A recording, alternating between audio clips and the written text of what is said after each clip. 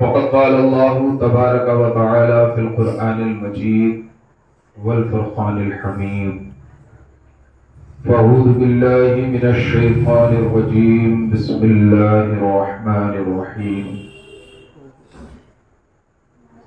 وعباد الرحمن الذين يمشون على الأرض هونا وإذا خاطبهم الجاهلون قالوا سلاما. والذين يبيتون لربهم سجدا وقياما. والذين يقولون ربنا اصرف عنا عذاب جهنم إن عذابها كان غراما إنها ساءت مستقرا ومقاما. آمنت بالله صدق الله العظيم وبلغنا رسوله النبي الأمين المتين الكريم ونحن على ذلك لمن الشاهدين والشاکرین والحمد للہ رب العالمین. آئیے ہم اور آپ انتہائی عقیدت و محبت کے ساتھ آقائے نامدار مدینے کے تاجدار احمد مختار جناب احمد مجتبی محمد مصطفیٰ صلی اللہ علیہ وسلم کی بارگاہ میں درود و سلام کا نذرانہ پیش کریں. پڑھیں اللہم صلی علی محمد وآل محمد کما تحب وترضى بأن تصلی علیہ صلاة تبقى وتدوم بدوام الملک الحی القیوم. ایک دفعہ مزید محبتوں کا ثبوت دیتے ہوئے نبی اور آل نبی کی بارگاہ میں درود و سلام کا نذرانہ پیش کریں. اللہم صلی علی محمد وآل محمد کما تحب وترضى بأن تصلی علیہ صلاة تبقى وتدوم بدوام الملک الحی القیوم.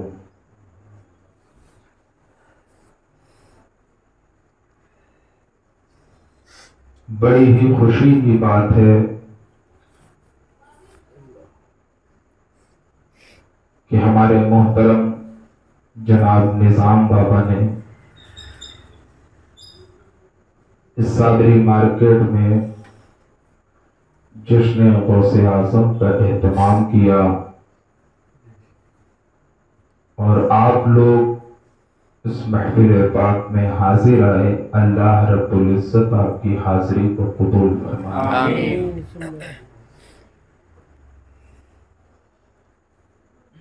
آپ یقین جانیں حدیث پاک میں آتا ہے، حدیث بڑی طویل ہے لیکن میں اس کو اختصار کے ساتھ جو اس کا مفہوم ہے وہ آپ کے سامنے رکھنا چاہتا ہوں تاکہ ہمیں پتہ چلے کہ ہم چائے کی دکان پر، پان کی دکان پر یا ادھر ادھر بیٹھ کر جو وقت گزارتے ہیں وہ ہمارے لیے وبال جان ہے، لیکن جو وقت ایسی محفلوں میں گزرتا ہے وہ ہماری نجات کا سبب بنتے ہیں. رسول اللہ صلی اللہ علیہ وسلم ارشاد فرماتے ہیں کہ کچھ ایسے فرشتے ہیں جن کو اللہ رب العزت نے سیاحی کا کام دیا ہے. وہ زمین پر گھومتے ہیں، ادھر ادھر چلتے ہیں اور جہاں پر ذکر خدا، ذکر رسول کی محفل دیکھتے ہیں وہاں پر وہ اکٹھا ہو جایا کرتے ہیں.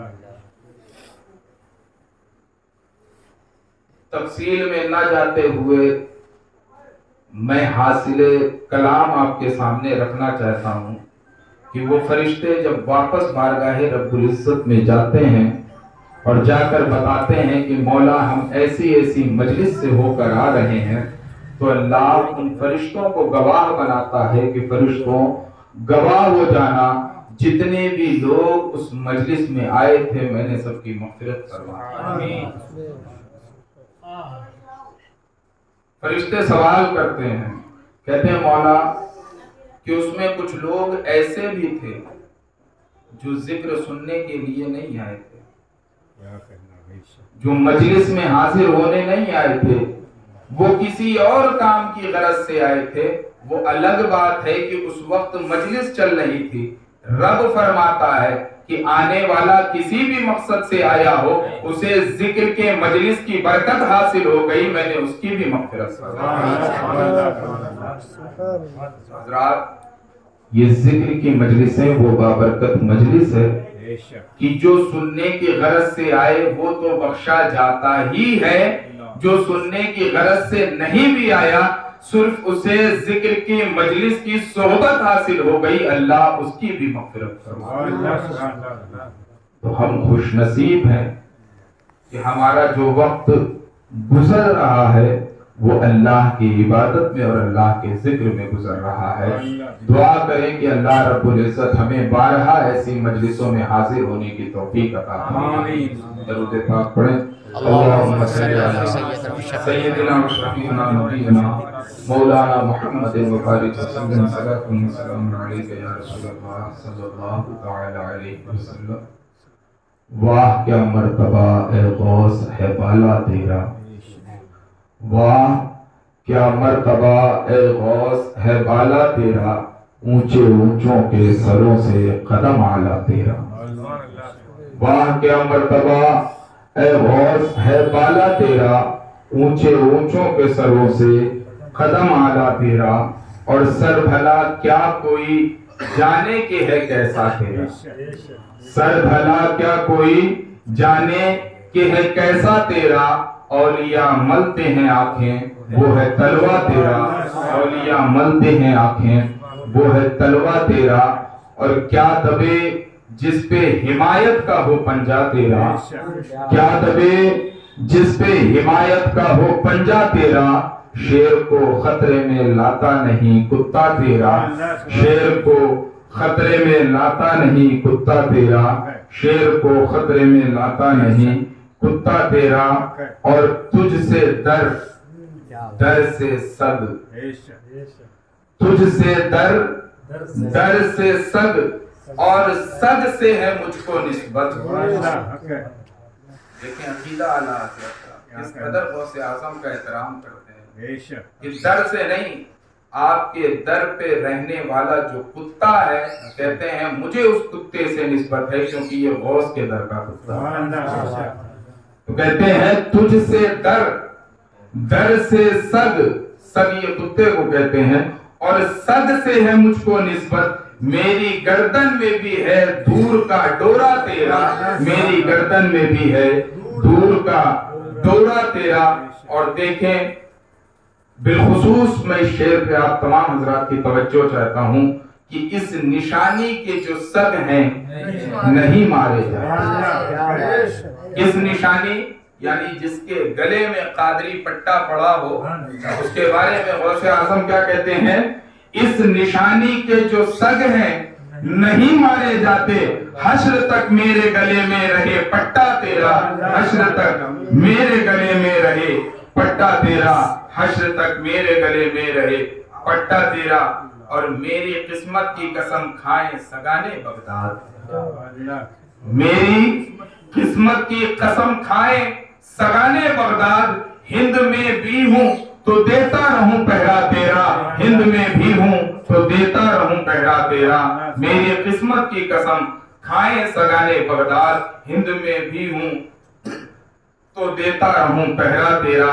اور بد سہی چور سہی مجرموں ناکارہ سہی، بد سہی چور سہی مجرموں ناکارہ سہی، اے وہ کیسا ہی سہی ہے تو کریمہ تیرا، ہے وہ کیسا ہی سہی ہے تو کریمہ تیرا، بد سہی چور سہی مجرموں ناکارہ سہی، اے وہ کیسا ہے سہی ہے تو کریمہ تیرا، اے وہ کیسا ہی سہی ہے وہ کریمہ تیرا۔ اور دوسری جگہ اعلیٰ حضرت ارشاد فرماتے ہیں صحابیت ہوئی پھر تابعیت، صحابیت ہوئی پھر تابعیت، پھر آگے قادری منزل ہے یا غوث، بس آگے قادری منزل ہے یا غوث، اور ہزاروں تابعی سے تو فزوں ہے، ہزاروں تابعی سے تو فزوں ہے، وہ طبقہ مجملاً فاضل ہے یا غوث، وہ طبقہ مجملاً فاضل ہے یا غوث، ہزاروں تابعی سے تو فزوں ہے، وہ طبقہ مجملاً ہے، وہ طبقہ مجملاً فاضل ہے یا غوث، وہ طبقہ مجملاً فاضل ہے یا غوث۔ عزیزان محترم، غوث اعظم کو اللہ تبارک و تعالی نے وہ مقام عطا کیا ہے کہ اولیاء کرام میں کسی اور کو وہ مقام و مرتبہ حاصل نہیں ہے۔ آئیے ذرا ہم اس کے پس منظر میں چلتے ہیں کہ غوث اعظم کا وجود کس طریقے سے ہوا اور اللہ رب العزت نے غوث کو یہ مقام اور مرتبہ سے عطا کیا۔ اعلیٰ حضرت عظیم البرکت اپنے کلام میں ارشاد فرماتے ہیں، تیری نسل پاک میں ہے بچہ بچہ نور کا۔ یا رسول اللہ، تیری نسل پاک میں ہے بچہ بچہ نور کا، تو ہے عین نور تیرا سب گھرانہ نور کا، تو ہے عین نور تیرا سب گھرانہ نور کا۔ آپ کے والد محترم کا نام حضرت موسیٰ صالح تنگی دوست۔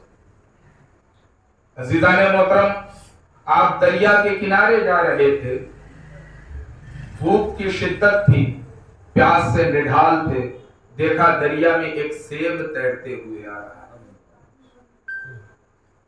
ایسے وقت میں شریعت اجازت دیتی ہے کہ اگر کوئی شخص بھوک کے اس درجے پر پہنچ گیا ہے، پیاس کی اس منزل پر پہنچ گیا ہے کہ اگر اسے کچھ کھانے کو نہ ملے، پینے کو نہ ملے تو اس کی موت واقع ہو جائے، تو شریعت کہتی ہے ایسے شخص کے لیے ایسے وقت میں مردار بھی حلال ہے، اس کے لیے شراب بھی حلال ہے۔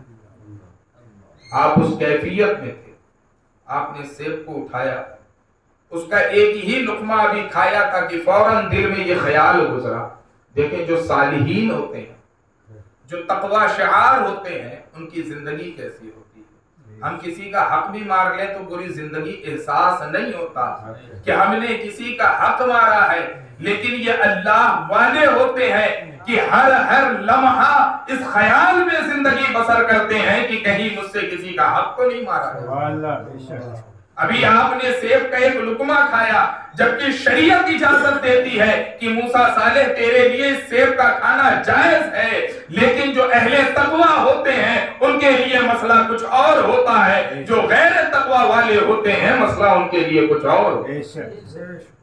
اس کو سمجھنے کے لیے یوں سمجھیں کہ امام اعظم ابو حنیفہ رحمۃ اللہ تعالی علیہ سے کسی شخص نے پوچھا کہ اگر نجاست غلیظہ کتنی مقدار میں لگ جائے تو کپڑا دھونا ضروری ہو جاتا ہے؟ گاڑھی نجاست مثلا پیشاب ہے، پاخانہ ہے، یہ کتنی مقدار میں کپڑے میں لگ جائے تو کپڑا دھونا پاک؟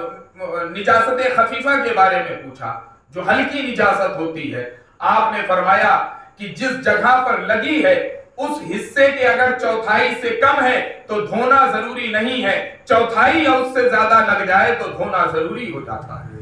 مثلا دامن میں ہمارے کوئی گائے نے پیشاب کیا، گائے کا پیشاب نجاست خفیفہ ہے، ہلکی گندگی اسے شریعت سے رکھا ہے۔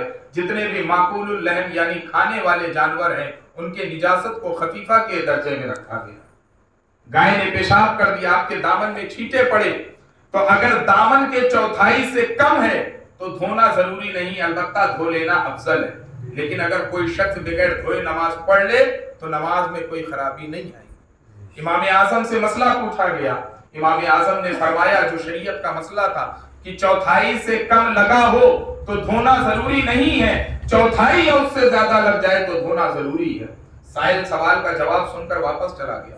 کچھ دن بعد دیکھا امام اعظم پانی کے پاس بیٹھے ہیں، اپنے کپڑے کو دھو رہے ہیں، ذرا سی نجاست لگی ہوئی تھی۔ اس سائل نے کہا امام اعظم آپ نے تو مسئلہ یہ بتایا تھا کہ نجاست خفیفہ چوتھائی سے کم لگ جائے تو دھونا ضروری نہیں ہے، بلکہ چوتھائی یا چوتھائی سے زیادہ ہو اس وقت دھونا ضروری ہوتا ہے، کیا آپ کا فتویٰ اب بدل گیا ہے؟ امام اعظم نے کہا اے پوچھنے والے، امام اعظم کا فتوا نہیں بدلا ہے، لیکن فرق ہے فتوا اور ہوتا ہے تقوی اور ہوتا ہے۔ کیا بات ہے، سبحان اللہ۔ فتوے میں چوتھائی سے کم لگنے پر بغیر دھوئے نماز پڑھنے کی اجازت ہے، تقوی میں ذرا سی بھی لگ جائے تو بغیر دھوئے نماز کی اجازت نہیں۔ اس لیے فتوے کی روح سے اس آدمی کے لیے مرنے کے وقت شراب پینا حلال ہے، لیکن تقوی کے روح سے جان جاتی ہے تو چلی جائے، لیکن شراب کو ہاتھ نہ لگائے۔ تو موسیٰ صالح زنگی دوست عام انسان نہیں تھے، بلکہ صاحب تقوی بزرگ تھے، غوث اعظم کے والد محترم۔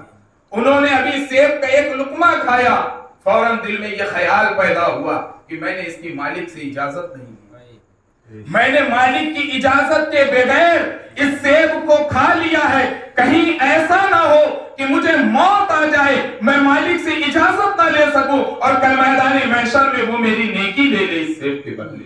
مجھے مالک کو تلاشنا چاہیے اور اس سے معافی مانگنی چاہیے کہ میں نے تیری اجازت کے بغیر اس سیب کو کھا لیا۔ میرے عزیزوں، ایک ایک بات پہ غور کرتے چلیے گا۔ میں واقعات سنانے کا عادی نہیں ہوں، بلکہ واقعات سے جو درس ملتے ہیں میں اس کو بتانے کی کوشش کر رہا ہوں۔ آج ہم نہ جانے کتنوں کا حق مار رہے ہیں، کتنوں کا حق دبا کر بیٹھے ہوئے ہیں، کتنوں کو ستا رہے ہیں، لیکن کبھی یہ خیال پیدا نہیں ہوتا کہ ہمیں مرنا بھی ہے، رب کے حضور جواب دینا ہے، کہیں یہ دنیا میں حق مارنا کل میدان محشر میں میری نیکی کو ختم کرنے کا سبب نہ بنے۔ اسی لیے کہتے ہیں ان نیک لوگوں کی صحبت میں بیٹھو، تمہاری زندگی میں تبدیلی آئے گی۔ دنیا داروں کی صحبت چھوڑو، دینداروں کی صحبت اختیار کرو، تم خود دیکھو گے تمہاری زندگی بدلتے ہوئے نظر آئے گی۔ حضرت موسیٰ صالح جس جانب سے وہ سیب بہہ کر آ رہا تھا اس جانب آپ چلے جاتے ہیں۔ آگے گئے، کچھ دور دیکھا ایک سیب کا درخت ہے جس کی شاخیں اس ندی کے اوپر لٹکی ہوئی ہیں۔ آپ نے اندازہ لگایا کہ غالباً سیب اسی درخت سے ٹوٹ کر گرا ہوگا، کیونکہ آس پاس کوئی اور درخت نہیں تھا۔ آپ نے کہا ہو نہ ہو سیب اسی پھل سے اسی درخت سے گرا ہوگا، آؤ باغ میں چل کر دیکھتے ہیں، اگر اس کا مالک ہوگا تو میں اس سے معافی مانگوں گا۔ آپ باغ میں داخل ہوئے، دیکھا ایک شخص ہے۔ آپ نے پوچھا کہ کیا تم ہی اس باغ کے مالک ہو؟ اس نے کہا ہاں میں ہی اس باغ کا مالک ہوں۔ غوث اعظم کے والد حضرت موسیٰ صالح زنگی دوست فرماتے ہیں کہ اے باغ کے مالک، میرا یہ گمان ہے بلکہ یقین کے درجے تک ہے کہ شاید تیرے اس باغ میں جو سیب کا درخت لگا ہوا ہے اس سے ایک سیب ٹوٹ کر اس ندی میں گر گیا تھا، دریا میں گر گیا تھا، اور میں بھوک کی شدت کی وجہ سے اسے اٹھا کر کھا لیا، لیکن فوراً ہی مجھے خیال پیدا ہوا کہ میں نے مالک سے اجازت نہیں لی، اس لیے اب میں تیرے پاس آیا ہوں، یا تو تم مجھے سیب کھانے کی اجازت دے دے یا میں نے جو بلا اجازت سیب کھایا اس کی سزا تو مجھے سنا۔ میرے عزیزوں، ایک لقمہ سیب کھایا تھا جس کی قیمت کچھ نہیں ہوتی ہے، لیکن جو صاحب تقویٰ ہوتے ہیں ان کی نظر میں اس کی قیمت بڑی ہوتی ہے۔ آج ہم نہ جانے کتنے کتنے لاکھ اور کروڑ کی لوگوں کی جائیدادیں دبا کر بیٹھتے ہیں، ان کا حق مار لیتے ہیں، لیکن ہمیں خیال نہیں آتا۔ ایک موسیٰ صالح زنگی دوست ہیں، غوث اعظم کے والد ہیں، ایک لقمہ سیب کھایا ہے، دوسرا بھی نہیں کھایا، لیکن اللہ کا خوف اس قدر ہے کہ مالک سے اجازت لینے آ گئے اور دوسری صورت بھی پیش کر دی کہ اگر تو اجازت نہیں دیتا تو جو میں نے بلا اجازت سیب کھایا اس کی سزا جو ہے وہ تم مجھے۔ اس باغبان نے جب سنا تو وہ باغبان بھی کوئی عام انسان نہیں تھا بلکہ اللہ کا برگزیدہ بندہ، کوئی عام انسان نہیں تھا۔ جب اس نے حضرت موسیٰ صالح کی یہ بات سنی تو دل میں اس کے یہ خیال آیا کہ یہ کوئی عام بندہ نہیں ہے بلکہ اللہ کا نیک بندہ ہے، صالح بندہ ہے، ولی کامل ہے۔ انہوں نے کہا کہ میں تجھے معاف نہیں کروں گا۔ کیا کہا انہوں نے؟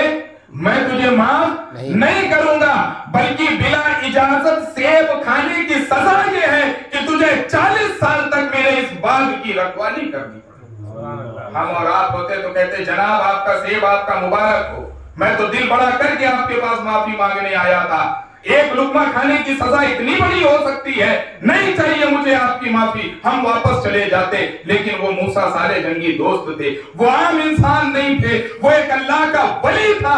वो जानता था कि जब तक मालिक अपने हक को माफ ना करे, खुदा भी सजा को माफ नहीं करेगा। आपने उसकी सजा को कबूल कर लिया, कहा मुझे तेरी सजा कबूल है, तू जितने साल तक चाहे मैं तेरे खेत की, मैं तेरे बाग की रखवाली करूंगा, लेकिन बस शर्त इतनी है कि तू मुझे माफ कर देगा। उन्होंने कहा कि हाँ मैं तुझे माफ कर दूंगा, लेकिन जितने साल तक मैं चाहूं तुझे मेरे बाग की बागबानी करनी पड़ेगी। आप मान गए। आपने उसी वक्त से उसके बाग की रखवाली शुरू कर दी, बागबानी शुरू कर दी। जो वक्त दिया गया था, जो साल उन्होंने बताए थे कि इतने साल तक तुझे बागबानी करनी है, मूसा साले दोस्त जब वो मुद्दत पूरी हो गई, जब साल मुकम्मल हो गया, तो फिर मालिक की बारगाह में जाते हैं और कहते हैं कि आपने जो सजा सुनाई थी आज वो पूरी हो गई है, अब आगे हुक्म बताएं कि आप मुझे माफ करेंगे या और कोई भी सजा है। उन्होंने कहा कि एक बात और है, अगर तू उसे पूरी कर देगा, अगर तू उसे मान लेगा, तो यकीन मान मैं तेरी इस गलती को माफ कर दूंगा। हजरत मूसा साले दोस्त, कुर्बान जाइए अल्लाह के वलियों पर। हम यूं ही नहीं बुजुर्गाने दीन का गुण गाया करते, अल्लाह ने वो ईमान इन्हें दिया है, वो रोशन दिल दिया है कि जिसकी नूरानियत से न जाने कितने तारीख कुलूब को अल्लाह मुनव्वर व मुजल्ला कर। गौसे आजम के वालिद कहते हैं मुझे आपकी ये भी शर्त मंजूर है, बस मेरी इल्तिजा इतनी है कि आप मेरी खता को माफ कर दीजिएगा। जो बेइजाजत मैंने आपके सेब का, आपके दरख्त के सेब का एक लुकमा खाया है, बस उसे माफ कर दीजिएगा, बाकी मुझे आपकी हर बात मंजूर है। मेरे अजीजों, कुर्बान जाओ, उन्हें देखो फिर अपने आप को देखो, कहां वो हम उनका नाम लेते हैं और कहां हम। एक लुकमा खाया लेकिन सजा देखते चले। वो कहते हैं कि मेरी एक आखिरी शर्त ये है कि मेरी एक बेटी है जो आंख से अंधी है, जो जबान से गूंगी है, जो कान से बहरी है, हाथ से लूली है, पैर से लंगड़ी है, वो इस तरीके की और इस दर्जे की अपाहिज है, अगर तू उससे निकाह करने के लिए तैयार हो जाए तो मैं तेरी खता को माफ कर दूंगा। मोहतरम, हम और आप होते एक दफा बागबानी तक की सजा तो तस्लीम कर लेते, लेकिन ये जिंदगी गुजारने का मामला है, ऐसी अपाहिज से कौन शादी करेगा। लेकिन मूसा साले जान रहे थे कि अगर मैंने इसकी बात न मानी तो ये मेरी सजा नहीं माफ करेगा, और जब तक ये मुझे माफ नहीं करेगा रब भी मुझे माफ नहीं करेगा। अजीज़ान मोहतरम, गौसे आजम के वालिद कहते हैं कि मुझे तेरी ये सजा मंजूर है। दोनों का निकाह होता है, जब रात में मियां बीवी का मिलाप होता है तो हजरत मूसा साले जंगी दोस्त देखते हैं कि मेरे ससुर ने तो कहा था कि मेरी बेटी गूंगी है, आंख से अंधी है, कान से बहरी है, हाथ से लूली, पैर से लंगड़ी है, लेकिन ये तो पूरी की पूरी सलामत है, आप जल्दी से कमरे से बाहर आ गए। हम और आप होते तो अल्लाह का शुक्र करते, सजदे में गिर जाते कि मौला शर्त तो अपाहिज की लगाई थी, लेकिन तूने अपने फजलो करम से पूरी मुकम्मल औरत अता कर दी है। लेकिन मूसा साले जंगी दोस्त, वो अल्लाह का कामिल जो बंदा होता है, हर हर कदम पर खौफे खुदा इस कदर उसके अंदर होता है। आप खुदा ऐसा करें। हजरत मूसा साले कमरे से बाहर आते हैं, अपने ससुर के पास जाते हैं और कहते हैं कि मेरे ससुर मोहतरम, शायद आपसे कोई गलती हो गई है, कमरे में कोई दूसरी लड़की चली गई है, आपने कहा था कि आपकी बेटी अपाहिज है, आपकी बेटी लंगड़ी लूली अंधी बहरी है, लेकिन कमरे में जो लड़की मौजूद है वो तो बिल्कुल सलामत है। अब आपके ससुर ने उस रात से पर्दा हटाया, कहा मूसा साले दोस्त, मैंने जो बातें कही थी वो 100% दुरुस्त थी। मैंने अपनी बेटी को अंधी इसलिए कहा था कि उसने पूरी जिंदगी अपनी निगाहों से किसी गैर महरम को नहीं देखा था, इसलिए मेरी बेटी अंधी थी। आज तक मेरी बेटी के कानों में किसी गैर महरम मर्द की आवाज नहीं गई, इसलिए मेरी बेटी बहरी थी। मेरी बेटी ने आज तक किसी गैर महरम से कलाम नहीं किया, इसलिए मेरी बेटी गूंगी थी। मेरी बेटी ने कोई गुनाह के काम अपने हाथों से नहीं किए, इसलिए वो लूली थी, और कभी भी गुनाह की जगह चलकर नहीं गई, इसलिए मैंने लंगड़ी।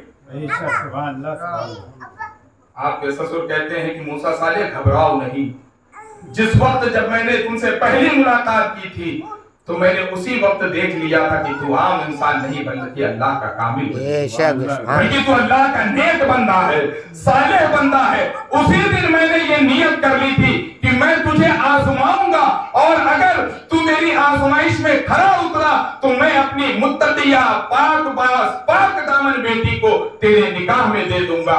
آج میں اس ذمہ داری سے سوگدوش ہو رہا ہوں۔ عزیزان محترم، یہ ہے غوث اعظم کے والد محترم کہ ایک لقمہ سیب بغیر اجازت کے کھایا تھا، نہ جانے کتنے سال تک باغ کی رکھوالی کی، اور بن دیکھے اپاہج لڑکی سے شادی کرنے کے لیے تیار ہوئے۔ لیکن جب ایسے صالح لوگ ملتے ہیں، جب ایسے صالح مرد اور ایسی صالحہ عورت ملتی ہے، تو پھر ان کے بطن سے غوث اعظم جیسا بیٹا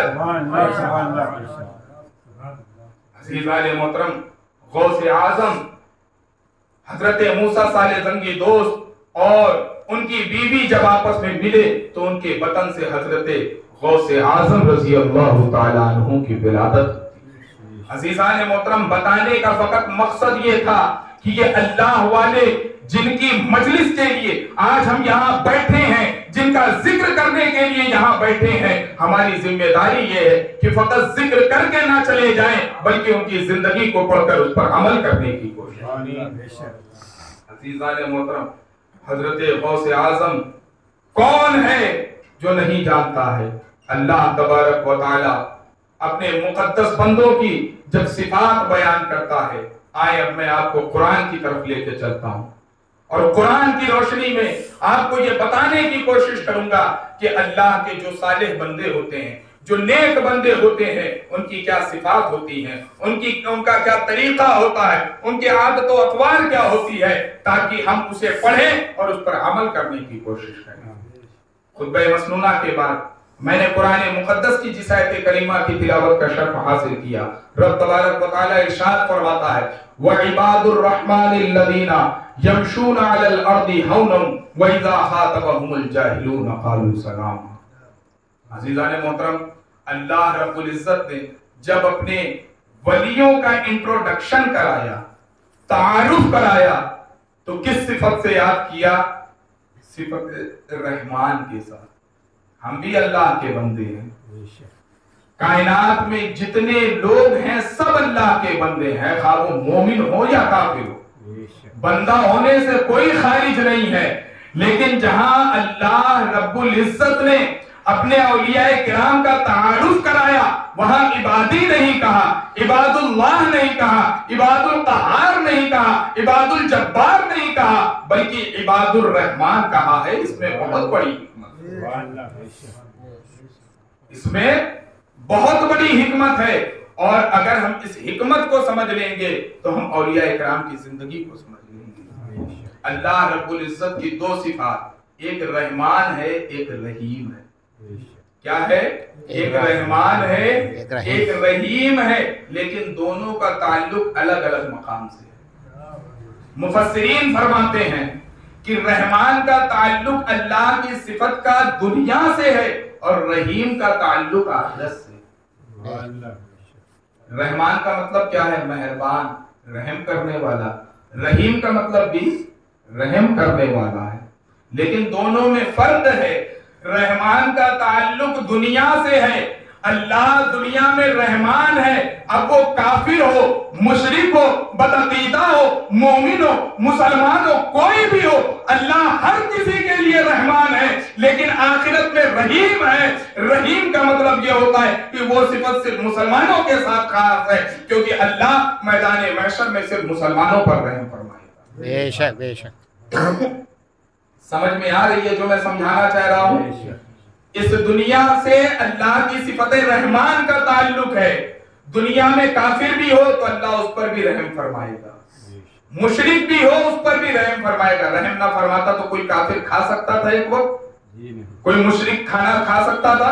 ایک لمحہ سانس لے سکتا تھا؟ نہیں۔ اگر لے رہا ہے تو اللہ اس پر رحم فرما رہا ہے، کھا رہا ہے تو اس پر رحم فرما رہا ہے، دنیا میں زندگی گزار رہا ہے تو اللہ اس پر رحم فرما رہا ہے، اگر وہ اپنے شب و روز گزار رہا ہے تو اللہ اس پر رحم فرما رہا ہے، اور اس رحم کا تعلق اس کی صفت رحمان کے ساتھ۔ کافر بھی کہہ سکتا ہے کہ اللہ رحمان ہے، مجھ پر رحم کرتا ہے۔ اس لیے صفت رحمان کا تعلق دنیا سے ہے۔ دنیا میں کوئی بھی ہو، چاہے وہ خدا کا انکار کرنے والا ہو یا کئی خداؤں کو ماننے والا ہو یا خدا کے ساتھ کسی کو شریک کرنے والا ہو یا صرف ایک خدا کو ماننے والا ہو، اللہ ہر کسی پر رحم فرمائے گا۔ لیکن صفت رحیم جو ہے وہ آخرت کے ساتھ تعلق رکھتی ہے۔ میدان آخرت میں صرف اللہ مومنین پر رحم فرمائے گا، مسلمانوں پر رحم فرمائے گا۔ کافر رحم کی امید لے کر بیٹھے ہوں گے لیکن اللہ ان پر رحم نہیں فرمائے گا۔ اللہ فرمائے گا میں رحمان تھا، دنیا میں تم پر رحم کرتا رہا۔ اب میری یہاں صفت رحیم چل رہی ہے جو مسلمانوں کے ساتھ خاص ہے، اب تم مجھ سے رحم کی امید مت رکھنا۔ تو اللہ رب العزت نے اپنے نیک بندوں کا جہاں تعارف کرایا ہے وہاں عباد الرحمان کہا ہے، اور عباد الرحمان کہہ کے دنیا والوں کو یہ بتا دیا جس طریقے سے میں کافر و مشرک پر مہربان ہوں، مسلمان پر مہربان ہوں، میرے نیک بندے بھی ہر کسی کے لیے مہربان ہوں۔ کیوں کہا عباد الرحمان؟ کہ جس طریقے سے میں رحمان ہوں، میں کافر ہو، مشرک ہو، مومن ہو، ملحد ہو، کوئی بھی ہو، اس پر رحم کرتا ہوں۔ جو عباد الرحمان ہوتے ہیں ان کے اندر بھی یہ صفات ہوتی ہے۔ جو اللہ کے، جو رحمان کے بندے ہوتے ہیں، یوں تو ہم سب ہیں، لیکن جن کے فضل میں اللہ نے عباد الرحمان کہا ہے، جن کے شرف پہ اللہ نے عباد الرحمان کہا ہے، وہ جماعت اولیاء کاملین کی ہے، اور اولیاء کاملین مومن اور مشرک کے لیے یکساں ہوا کرتے ہیں۔ بزرگان دین فرماتے ہیں کہ وہ شخص ولی ہو ہی نہیں سکتا جس کے اندر تین صفات نہ پائی جاتی۔ کیا کہتے ہیں؟ وہ شخص ولی ہو ہی نہیں سکتا جس کے اندر تین صفات نہ پائی جاتی۔ وہ کیا ہے؟ وہ فرماتے ہیں کہ ولی ہو تو بالکل سورج کی طرح ہو۔ جس طریقے سے سورج جب نکلتا ہے تو نہ وہ دیکھتا ہے کہ یہ ہندو ہے، نہ وہ دیکھتا ہے یہ مسلمان ہے، نہ وہ دیکھتا ہے کہ یہ میری پوجا کرنے والا ہے کہ خدا کی پوجا کرنے والا ہے۔ جب وہ نکلتا ہے تو ہر کسی کو روشنی پہنچاتا ہے۔ اگر کوئی اللہ کا ولی ہے اور ہر کسی کے لیے یکساں فیض اس کے در سے نکل رہا ہے تو جان جانا وہ اللہ کا ولی ہے۔ اور اگر وہ مخلوق میں فرق کرتا ہوا نظر آ رہا ہے تو صفت ولایت اس کے اندر موجود نہیں ہے۔ تو کیا فرمایا؟ وہ سورج کی طرح ہو۔ جس طریقے سے سورج نکلتا ہے تو ہر کسی کو اپنی روشنی سے فائدہ پہنچاتا ہے، اللہ کے ولی بھی مثل سورج کے ہوتے ہیں کہ وہ خلق خدا کو بالکل یکساں فائدہ پہنچاتے ہیں۔ دوسری صفات کیا ہے؟ کہ وہ بارش کی طرح ہونے چاہیے۔ جب بارش ہوتی ہے تو غریب کا گھر دیکھ کے نہیں برستی، امیر کا گھر دیکھ کے نہیں برستی، مالدار کا گھر دیکھ کر نہیں برستی، بلکہ جب وہ برستی ہے تو ہر کسی پر برستی ہے اور اللہ کی رحمت نازل ہوتی ہے۔ صوفیہ فرماتے ہیں اگر کوئی اللہ کا ولی ہے تو وہ بھی مثل بارش کا ہونا چاہیے کہ جس طریقے سے بارش ہر کسی کو فیض پہنچاتی ہے وہ بھی اپنی ذات سے مخلوق کو فیض پہنچاتا ہے۔ اگر یہ صفت اس کے اندر نہیں ہے تو وہ اللہ کا ولی نہیں ہو سکتا ہے۔ اور تیسری صفت کہ وہ زمین کی طرح ہونا چاہیے۔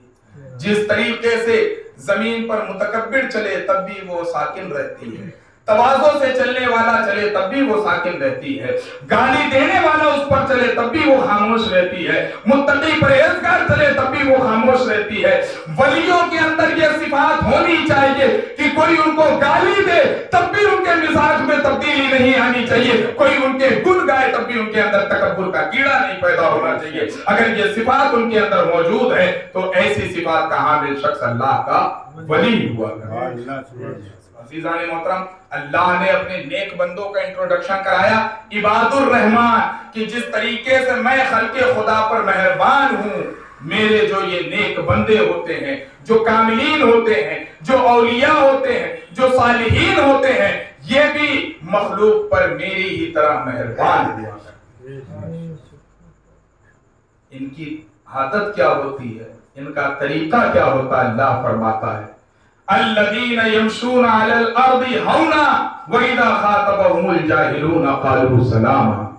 یہ اللہ کے رحمان کے بندے जब जमीन पर चलते हैं तो अकड़ कर नहीं चलते, इतना कर नहीं चलते, तकब्बुर के साथ नहीं चलते, सीना तान कर नहीं चलते, बल्कि आजिजी और इंकिसारी के साथ चलते हैं। समझ जाना, जिसके अंदर अकल हो वो इबादुर रहमान नहीं है, जिसके अंदर तवाज़ो हो वही इबादुर रहमान। अज़ीज़ान मोहतरम, हम दावा करते हैं कि हम अल्लाह के बंदे हैं, रहमान के बंदे हैं। अल्लाह तो फरमा रहा है रहमान के बंदे वो हैं जो जमीन पर नरमी से चलते हैं। हमें अल्लाह जरा सा माल दे दे, हम गरीबों को कुछ समझते नहीं है। हमें जरा सी दौलत मिल जाए, हम किसी को कुछ समझते नहीं। और हम कैसे दावा कर सकते हैं कि हम अल्लाह के बंदे हैं, जबकि खुदा फरमा रहा है कि जो मेरे बंदे होते हैं उनके अंदर आजिज़ी होती है, इंकिसारी होती है, वो मोम की तरह नर्म होते हैं। अगर तुम्हारे अंदर सख्ती है तो दर हकीकत तुम खुदा के बंदे नहीं हो, और अगर तुम्हारे अंदर नरमी है तो हकीकी एतबार से तुम खुदा के बंदे। अल्लाह फरमाता है व इबादुर रहमानिल्लज़ीना यमशूना अलल अर्दी हौना, कि जब ये चलते हैं तो जमीन पर नरमी के साथ चलते हैं। कोई वली आपको नहीं मिलेगा। अल्लाह का फजल है कि हमने तो न जाने कितने वलियों की ज़ियारत की है। अल्लाह रब्बुल इज्जत उन वलियों के सदक़े तुफ़ैल हमें उनके नक्शे कदम पर चलने की तौफीक दे। आमीन। मैंने किसी वली के अंदर अकड़ नहीं देखी, मैंने किसी वली के अंदर तकब्बुर नहीं देखा, मैंने किसी वली को सख्त मिजाज नहीं देखा। जिसे भी देखा नर्म पाया है, बिल्कुल मोम की तरह। इसलिए क्योंकि अल्लाह फरमा रहा है कि जो मेरे कामिल बंदे होते हैं, सालेह बंदे होते हैं, वो बिल्कुल मोम की तरह नर्म। अल्लाह फरमाता है जब जमीन पर चलते हैं तो ये बिल्कुल नरमी के साथ चलते हैं। अपने गिरेबान में झांक के देख लेना मेरे अजीजों, अगर हमारे अंदर तकब्बुर है तो हम औलिया के तरीके पर चलने वाले नहीं हैं। अपने मिजाज को बदलो। आज यहाँ बैठने का मकसद ये है कि हम औलिया की सीरत को पढ़कर उसी के मुताबिक जिंदगी गुजारने की कोशिश करें, क्योंकि औलिया की सीरत बिआइन ही रसूलुल्लाह की सीरत। तो अल्लाह फरमाता है कि जब ये जमीन पर चलते हैं तो इनके मिजाज में अकड़ नहीं होती, तकब्बुर नहीं होता, बल्कि बड़ी नरमी के साथ बड़े प्यारे अंदाज में चला करते हैं। वइदा खातबहुमुल जाहिलूना क़ालू सलामा, और जब इनसे कोई जाहिल बात करता है तो ये उसी के अंदाज में उससे बात नहीं करते हैं। मुफस्सिरीन ने यहाँ पे जो तफसीर की है वो फरमाते हैं कि सूफिया इकराम, औलिया इकराम से जब कोई बदकलामी करता है, बदतमीजी करता है, तो वो उसी के अंदाज में जवाब नहीं देते, बल्कि सिफते रहमान को सामने रखकर वो सख्ती में बात करता है, ये नरमी में बात करते हैं। यही तो वजह है कि जब भी कोई इनकी बारगाह में आता है इनका दीवाना होकर चला जाता है। याद करो रसूलुल्लाह सल्लल्लाहु अलैहि वसल्लम की जिंदगी। कुफारे मक्का मना करते थे उसकी बातें ना सुनना, वो तो जादूगर है, जो भी उसकी बातें सुनता है उसकी बातों में आ जाता है, उसका दीवाना हो जाता है, उसका शैदा हो जाता है। यही अक्स तो औलिया की भी जिंदगी में मिलता है, जो इनसे बातें कर लेता है इनका दीवाना हो जाएगा। क्यों? क्योंकि वइदा खातबहुमुल जाहिलून, कोई इनसे गाली में बात करे पलट कर गाली नहीं देते हैं, कोई इनको बुरा भला कहे पलट कर उसे बुरा भला नहीं कहते, कोई इनके साथ बदतमीजी करे पलट कर ये उसके साथ बदतमीजी नहीं करते, बल्कि सामने से तीर आता है ये बदले में फूल पेश किया करते हैं।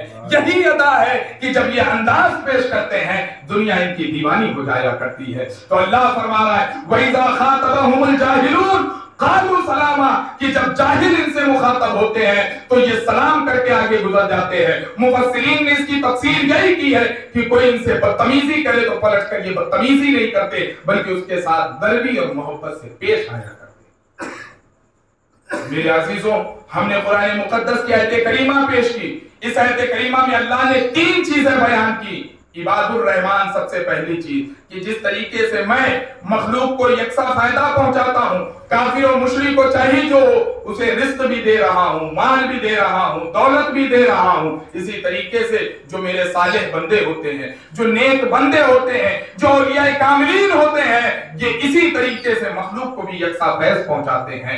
ये पहला तरीका है। हमें इस नक्शे कदम पर भी चलना है। हमें अपनी जात को दूसरे के लिए फायदेमंद बनानी है। जो आए उससे हमें फायदा हासिल हो, उसे तकलीफ ना हासिल हो। अगर इसके मिस्दाक हम बन गए तो हम औलिया के नक्शे कदम पर चलने वाले हैं। दूसरी बात अल्लाह ने फरमाई कि जब ये जमीन पर चलते हैं, इनके अंदर अकड़ नहीं होती है, इनके अंदर तकब्बुर नहीं होता है, इनके मिजाज में सख्ती नहीं होती है, बल्कि ये नर्म होते हैं, प्यारे अंदाज में चलने वाले होते हैं, बिल्कुल आजिजी के साथ चलने वाले होते हैं, इंकिसारी इनके दामन में होती है। मेरे अजीजों, ये अल्लाह के ऐसे बरगजीदा बंदे होते हैं कि दुनिया में रहते हुए जन्नत में अपने मकाम को देखते हैं, लेकिन आजिजी का आलम यह है कि हम वक्त आंखों से आंसू जारी रहा करते हैं। तो मेरे अजीजों, हमें इस तरीके को भी अपनाना है। फिर तीसरी बात, वइज़ा खातबहुमुल जाहिलून, कि जब हमसे कोई बदतमीजी करे, अगर हम पलट कर उसके साथ बदतमीजी नहीं कर रहे हैं तो हम औलिया के तरीके पर चलें। अब आगे अल्लाह रब्बुल इज्जत इरशाद फरमाता है, वल्लदीना यबीतूना लिरब्बिहिम सुज्जदन व क़ियामा। अजीजान मोहतरम, कोशिश मेरी यही होती है कि मैं कुरान से, हदीस के जरिए से, आज औलिया इकराम की शान का इनकार किया जा रहा है। लोगों को कहा जाता है कि इनकी कोई हैसियत नहीं है, इनकी कोई वक़ात नहीं है। ऐसे लोगों के लिए मैं हिदायत की दुआ करता हूँ, मौला इनको हिदायत दे। मेरे अजीजों, अगर इनकी कोई हैसियत ना होती तो रसूलुल्लाह वैसे करने के लिए कभी ना तलब पड़े। अगर इनकी कोई वक़ात ना होती तो रसूलुल्लाह अपने मुबारक जुब्बे को और दस्तार को अवैस करनी की बारगाह में न भेज रहे होते। रसूलुल्लाह का अवैस के लिए तड़पना, रसूलुल्लाह का अवैस को तोहफा भेजना, ये बता रहा है कि अगरचे इनके पास नबूवत वाली ताकत नहीं है, नबूवत अल्लाह ने इन्हें नहीं दी है, लेकिन अगर कोई रसूलुल्लाह के मजहब हुए तो यही औलिया कामिली।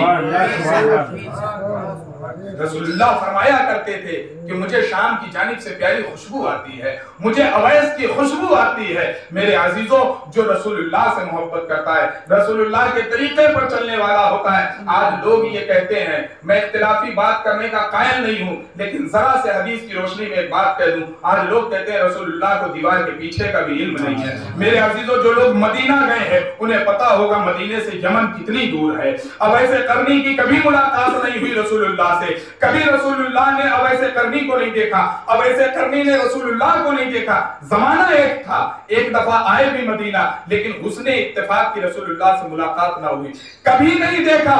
लेकिन रसूलुल्लाह ने जब अपने तहाइफ हजरत उमर, हजरत अली रज़ियल्लाहु अन्हुमा को दिया कि इसे जाकर अवैसे करनी को दे देना, तो आपने ऐसे ही नहीं भेजा बल्कि निशानी भेजी कि यमन में मेरा एक चाहने वाला रहता है जिसे अवैस कहा जाता है। हदीस पाक के अल्फाज हैं, सही हदीस है, कोई इनकार नहीं कर सकता।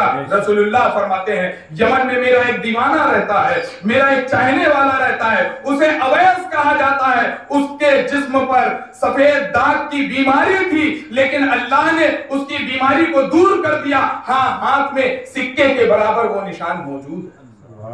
अजीज़ाने मोहतरम, मैं सिर्फ एक फिक्र देना चाहता हूं कि रसूलुल्लाह को अगर पीछे का भी इल्म नहीं था तो यमन में बैठे अवैस के हाल का इल्म कैसे हो गया? यमन में बैठे अवैस के जिस्म की कैफियत के बारे में कैसे मालूम, और ये कैसे मालूम कि अवैस के जिस्म में कहां-कहां दाग मौजूद है? ये बातें बताती हैं कि रसूलुल्लाह की आंखों के सामने कोई हिजाब नहीं थे। वो जिस तरीके से अबू बकर और उमर को देखा करते हैं, इसी तरीके से वो हम जैसे गुलामों को भी देखा करते हैं। मेरे अजीजों, अपने अकीदे को बेहतर कर लो। रसूलुल्लाह की निगाहों से कोई पोशीदा नहीं। अरे नबी की निगाह से अगर उम्मत पोशीदा हो जाए तो हम किसके आसरे अपनी जिंदगी गुजारेंगे? मेरा नबी वो नहीं है जो किसी को नहीं देखता। मेरा तो अकीदा ये है कि मेरा नबी ज़ेरे ज़मीन भी है, फिर भी हमारी इसलिए मेरे अजीजों, हदीस पाक बताती है कि रसूलुल्लाह, और फिर रसूलुल्लाह की क्या बात करें। रसूल के गुलामों का आलम यह है कि उमर मदीने में बैठे हैं, जंग कादसिया में चल रही है। उमर यहाँ से पुकार के कह रहे हैं, या सारिया अल जबल, या सारिया अल जबल, या सारिया अल जबल, ऐ सारिया पहाड़ की पनाह लो, ऐ सारिया पहाड़ की पनाह लो, ऐ सारिया पहाड़ की पनाह लो। कादसिया में कितनी दूर है मदीने से, लेकिन हजरत उमर को खबर है कि कादसिया में क्या चल रहा है, जंग के कैसे आलम है। आने वालों ने भी बताया कि जंग के दरमियान हमारी हालत ये हो गई थी कि हम हार जाते, लेकिन एक गैबी आवाज ने हमें हौसला दिया कि ऐ सारिया पहाड़ की आड़ लो, नहीं तो दुश्मन तुम पे हमला कर देगा, और उसी हिकमत पर हम अमल करके बच सके। बताने का मकसद ये है मेरे अजीजों कि जब गुलामों का ये आलम है तो आका का आलम क्या? उमर गुलाम है, मदीने में बैठे कादसिया का हाल देख रहे हैं, तो रसूलुल्लाह तो आगे आका है। بیکل اتساہی کہتے ہیں جب ان کے گدا بھر دیتے ہیں شاہان زمانہ کی جھولی، جب ان کے گدا بھر دیتے ہیں شاہان زمانہ کی جھولی، محتاج کا جب یہ عالم ہے مختار کا عالم کیا ہوگا، محتاج کا جب یہ عالم ہے مختار کا عالم کیا ہوگا۔ درود پاک پڑھیں اللہم صلی علی سیدنا و شفیعنا نبینا مولانا محمد و بارک وسلم، صلاۃ و سلام علیک یا رسول اللہ صلی اللہ تعالی علیہ وسلم۔ تو عزیزان محترم، میں ذکر کر رہا تھا کہ قرآن مقدس میں اللہ نے اولیاء اکرام کی کیا شان بیان کی ہے۔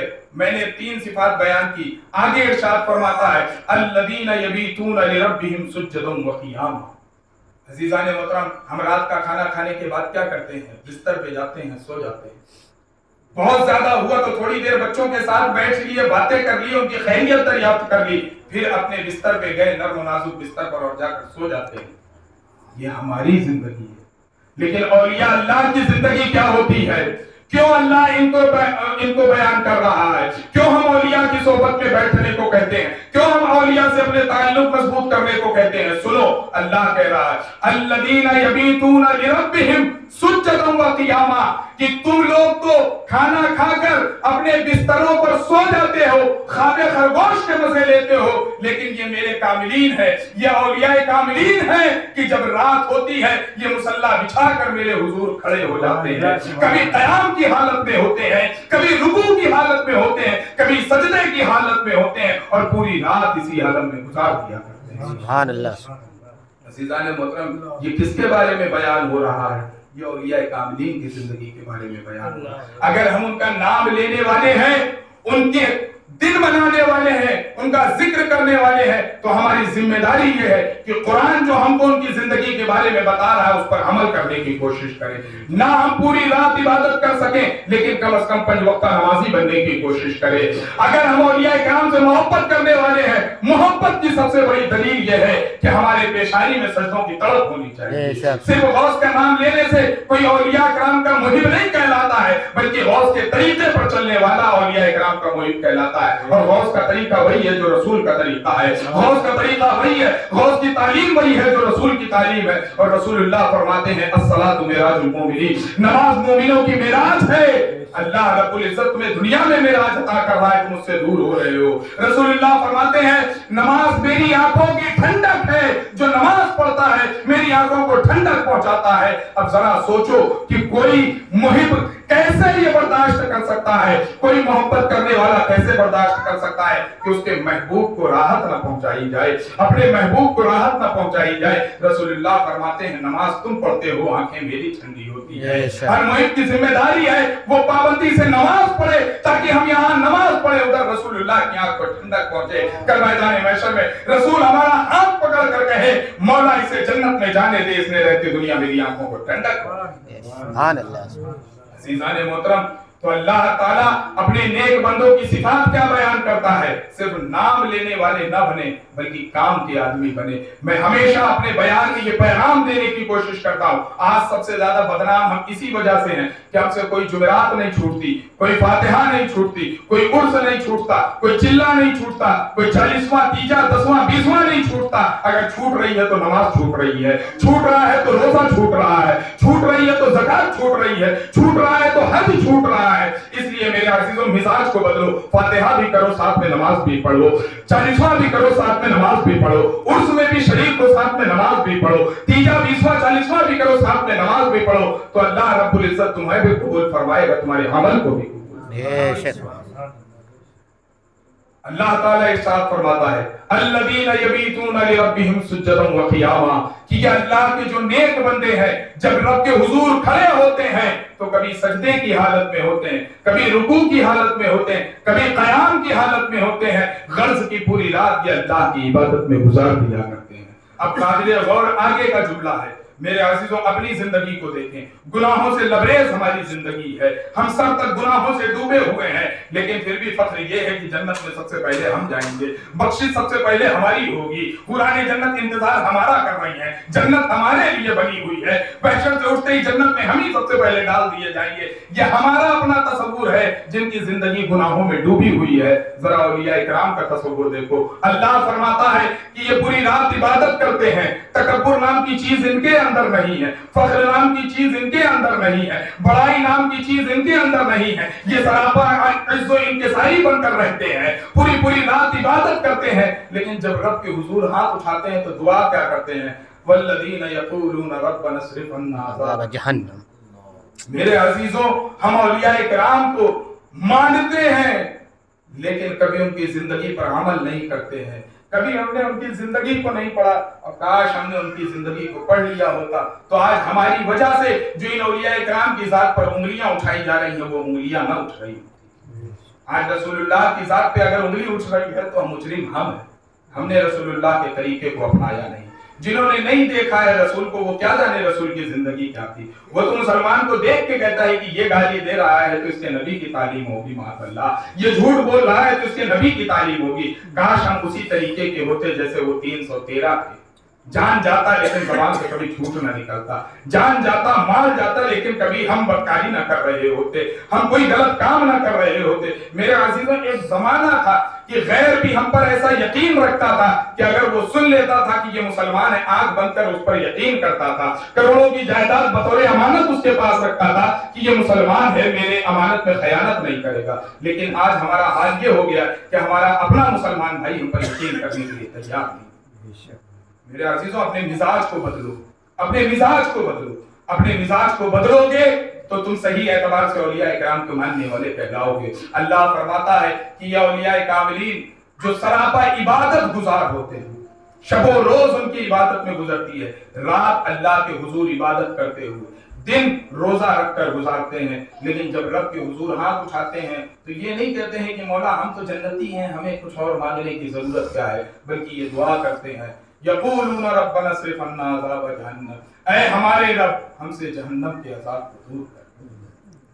میرے عزیزوں، میں پوچھتا ہوں کہ ہم میں سے کتنے لوگ دن میں یہ دعا کرتے ہیں کہ مولا ہمیں گناہوں سے بچا لے، جہنم کے عذاب کو ہم سے دور کر لے، جبکہ دن میں نہ جانے ہم سے کتنے گناہ ہو رہے ہیں، کتنی خطائیں ہو رہی ہیں، کتنی اللہ کی نافرمانی ہو رہی ہے، ہم حساب نہیں لگا سکتے، لیکن پھر بھی ہمارے اندر کوئی شرم نہیں ہے، کوئی حیا نہیں ہے، کوئی ندامت نہیں ہے کہ ہم اللہ کی بارگاہ میں توبہ کریں۔ اور یہ اللہ کے نیک بندے ہیں کہ ان کا شب و روز عبادت میں گزر رہا ہے، لیکن ہاتھ اٹھ رہا ہے تو کہہ رہے مولا جہنم کے عذاب کو ہم سے دور کر لے، جہنم کے عذاب کو ہم سے دور کر لے۔ میرے عزیزوں، میں یہی دعوت دینا چاہتا ہوں، میں یہی فکر دینا چاہتا ہوں کہ ہم نے اولیاء کے نام پر بہت کھا لیا، ہم نے اولیاء کے نام پر بہت کچھ کر لیا، اب آؤ ان کی زندگی پر عمل کرتے ہیں، ان کے طریقے پر چلتے ہیں، جس طریقے سے غوث نے زندگی گزاری ہے ہم بھی زندگی گزار کر غوث کے سچے غلاموں میں اپنا نام لکھا دیں۔ میرے عزیزوں، اللہ فرماتا ہے یہ دعا کرتے ہیں تو کہتے ہیں الذین یقولون ربنا اصرف عنا عذاب جہنم، اے ہمارے رب جہنم کے عذاب کو ہم سے دور کر لے، اے ہمارے رب جہنم کے عذاب کو ہم سے دور کر لے۔ یہ کون کہہ رہا ہے؟ جن سے کوئی خطا نہیں ہو رہی ہے، جن سے کوئی لغزش نہیں ہو رہی ہے، جو ہمہ وقت عبادت میں رہنے والے ہیں۔ میرے عزیزوں، جب میں اسے پڑھتا ہوں تو مجھے وہ فرمان یاد آتا ہے حضرت ابو بکر صدیق رضی اللہ تعالی عنہ، یہ وہ معزز شخصیت ہیں کہ رہتی دنیا میں اللہ نے انہیں جنت، رسول اللہ نے جنت کی بشارت دے دی کہ ابو بکر تم جنتی ہو، عمر تم جنتی ہو، عثمان تم جنتی ہو، علی تم جنتی ہو، فلاں تم جنتی ہو۔ 10 ایسے صحابہ اکرام ہیں جن کو رسول اللہ نے اسی دنیا میں جنت کی بشارت دی ہے، جنہیں عشرہ مبشرہ کہا جاتا ہے۔ لیکن آئیے دیکھیے ان کی زندگی، رسول اللہ فرما دے جن کے بارے میں اللہ فرماتا ہے وَمَا يَنْطِقُ عَنِ الْهَوَىٰ إِنْ هُوَ إِلَّا وَحْيٌ يُوحَىٰ۔ رسول اللہ جو بھی بات کرتے ہیں وہ اپنی طبیعت سے نہیں کرتے ہیں، بلکہ بات ہی وہی کرتے ہیں جو اللہ انہیں کرنے کا حکم دیتا ہے۔ بے شک جو وہی کرتا ہے تو گویا رسول اللہ نے اگر ابو بکر کو جنتی کہا ہے تو در حقیقت اللہ نے انہیں جنتی کہا ہے، اگر عمر کو جنتی کہا ہے تو در حقیقت اللہ نے انہیں جنتی کہا ہے۔ لیکن عاجزی کا عالم دیکھیں، تقوی کا عالم دیکھیں، انکساری کا عالم دیکھیں۔ حضرت ابو بکر رو کر اللہ کی بارگاہ میں کہتے ہیں کہ مولا کاش میں کوئی تنکا ہوتا، کاش میں گھاس پھوس کا کوئی ٹکڑا ہوتا، یوں ہی بہا دیا جاتا، اڑا دیا جاتا، کم از کم میرا کوئی حشر نہ ہوتا، مجھے حساب نہ دینا پڑتا۔ یہ کون کہہ رہا ہے جسے دنیا میں جنت کی بشارت دے دی گئی ہے، اور آج ہم ہیں کہ ہمارا پورا سراپا گناہوں میں ڈوبا ہوا ہے، لیکن احساس ندامت ہمارے اندر بیدار نہیں۔ میرے عزیزوں آج ہم اس غوث اعظم کی مجلس میں آئے ہیں، یہ عہد کرتے جائیں، رب کے بارگاہ میں توبہ کریں، التجائیں کریں، اپنی خطاؤں کی معافی مانگیں، گناہوں سے بچنے کی کوشش کریں۔ جب اس طریقے پر چلیں گے تب آپ صحیح اعتبار سے اولیاء کے طریقے پر چلنے والے کہلائیں گے۔ انہا ساعت مستقرا و مقاما، یہ جہنم کتنی ہی بری جگہ ہے، کتنی ہی خطرناک ٹھہرنے کی جگہ ہے میرے عزیزوں، ہم اس کا اندازہ نہیں لگا سکتے۔ تو ان اولیاء کرام کی زندگی کو پڑھو، آپ کو زندگی گزارنے کا سلیقہ آ جائے گا۔ ان اولیاء کرام کے طریقے کو دیکھو، تمہیں طریقے سے زندگی گزارنے کا طریقہ آ جائے گا۔ اور ایک آخری حدیث پاک میں سنا کر آپ کے سامنے سے رخصت ہو جاؤں گا، کیونکہ وقت کی نزاکت کو میں بھی سمجھتا ہوں، لیکن یہ پہلا اتفاق ہے کہ آج میں مارکیٹ میں آپ لوگوں کے سامنے روبرو ہو رہا ہوں۔ میں یہ نہیں چاہتا کہ غوث اعظم کی کرامات سنائیں، کیونکہ جو غوث اعظم کا معتقد ہوگا وہ کرامت کو مانے گا، جو نہیں معتقد ہے وہ انکار کر دے گا۔ کوشش یہ ہونی چاہیے کہ ولیوں کی بات قرآن و حدیث سے ہو، تاکہ ہمیں پتا چلے کہ ان کو کیا مقام اللہ نے عطا کیا۔ ولیوں کی باتیں ہو تو حدیث کی روشنی میں ہونی چاہیے، تاکہ جو لوگ انکار کر رہے ہیں انہیں بھی ہدایت کی روشنی مل جائے کہ ہم بڑی غلطی پر تھے، ہم اللہ کے نیک بندوں کو بلا بھلا کہتے تھے، لیکن اللہ نے تو بڑی شان ان کی بیان کی ہے۔ میرے عزیزوں بخاری اور مسلم میں ایک حدیث پاک ہے، میں سمجھتا ہوں کہ اس کو سن لیں گے تو آپ کا تعلق کبھی بھی اولیاء کرام سے کمزور نہیں ہوگا، بزرگان دین سے کبھی کمزور نہیں ہوگا۔ آج لوگ کہتے ہیں نا کہ ہمیں قرآن اور حدیث سے باتیں بتاؤ، لو میں تمہارے سامنے حدیثیں رکھتا ہوں۔ میں نے ابھی تک جتنی باتیں کی، جتنی دیر بھی کی، قرآن سے ہٹ کر میں نے کوئی گفتگو نہیں کی۔ میں نے قرآن کی روشنی میں یہ سمجھانے کی کوشش کی کہ اولیاء کرام کی سیرت کیا ہوتی ہے۔ آؤ یہ بھی دیکھ لیتے ہیں کہ اولیاء کرام سے فائدہ کیا ہوتا ہے۔ رسول اللہ صلی اللہ علیہ وسلم فرماتے ہیں کہ پہلی کی امت میں ایک شخص تھا، اور یہ حدیث بخاری میں بھی موجود ہے، مسلم میں بھی موجود ہے، اور حدیث میں ان سے زیادہ معتبر کوئی کتاب نہیں ہے۔ رسول اللہ فرماتے ہیں کہ پہلی کی امت میں ایک شخص تھا جو لوگوں کو قتل کیا کرتا تھا۔ 99 قتل اس نے کیے تھے۔ کتنے؟ 99 قتل اس نے کیے تھے، لیکن اللہ نے ایک دن توفیق دے دی، اس کے دل میں خیال پیدا ہوا کہ میں خلق خدا کو ستاتا ہوں، لوگوں کو مارتا ہوں، نہ جانے میرا حشر کیا ہوگا، چلو توبہ کر لیتے ہیں، معافی مانگ لیتے ہیں، گناہوں کی غلطی مانگ لیتے ہیں، اور کسی سے پوچھ لیتے ہیں کہ معافی کا طریقہ کیا ہوتا ہے۔ وہ نکلا اور اس نے کہا، راستے میں ایک شخص سے ملاقات ہوئی، اس نے پوچھا کہ میں نے 99 قتل کیے ہیں، کیا میں خدا کی بارگاہ میں توبہ کروں تو خدا میری غلطی کو معاف کر دے گا؟ وہ شخص تھا، دانا نہیں تھا، دانشمند نہیں تھا، عقل مند نہیں تھا، صاحب حال نہیں تھا، اسے اللہ کی صفت رحمان کا پتہ نہیں تھا، صفت رحیم کا پتہ نہیں تھا کہ اللہ کس قدر بندوں پہ رحیم ہے۔ اللہ تو فرماتا ہے لا تقنطوا من رحمت اللہ، تم کتنے بھی گناہوں کے دلدل میں پھنس جاؤ، لیکن یہ آیت اس گنہگار بندے کو وہ حوصلہ دیتی ہے، وہ طاقت دیتی ہے کہ کوئی اور چیز کیا حوصلہ دے سکتی ہے۔ اللہ فرماتا ہے، کتنی پیاری بات، جس طریقے سے باپ اپنے بیٹے سے کہتا ہے نا کہ بیٹے حوصلہ نہ ہارنا، تجھ پر ہمیشہ تیرے باپ کا ہاتھ رہے گا۔ اللہ اپنے بندوں سے کیسی محبت کرتا ہے، کہتا ہے میرے بندو گناہوں سے تھک جاؤ تو میری بارگاہ میں آ جانا، گناہ کرتے کرتے تھک جانا تو میری بارگاہ میں آ جانا۔ کیوں؟ لا تقنطوا من رحمت اللہ، اللہ کی رحمت سے کبھی نا امید مت ہونا۔ میرے عزیزوں کتنا کریم ہوگا آپ کا رب، کتنا کریم ہے ہمارا رب، کتنا رحیم ہے ہمارا رب۔ اس نے نہیں کہا کہ اتنے گناہ کے بعد نہیں معافی ملے گی، وہ کہتا ہے کہ جب گناہ کر کے تھک جانا تو میری بارگاہ میں آ جانا، 2 قطرے اشک ندامت کے گراؤ گے، میری رحمت جوش میں آئے گی، تمہارے سارے گناہوں کو دھو ڈالے گی۔ میرے عزیزوں آؤ تو صحیح، خدا کی بارگاہ میں آؤ تو صحیح، خدا سے قریب ہو تو صحیح، دیکھو وہ کیسا کریم ہے۔ وہ تمہارے گناہوں کو نہیں دیکھے گا، تمہاری اداؤں کو دیکھے گا، وہ تمہارے دل کی حالت کو دیکھے گا، تمہارا دل پسیجے گا، ادھر اس کی رحمت کو جوش آئے گا، ادھر رحمت جوش آئے گی، تمہارے گناہ جھاگ کے برابر بھی ہوں گے، اللہ اسے دھو ڈالے گا۔ اللہ کی رحمت کو سمجھو، قریب ہو۔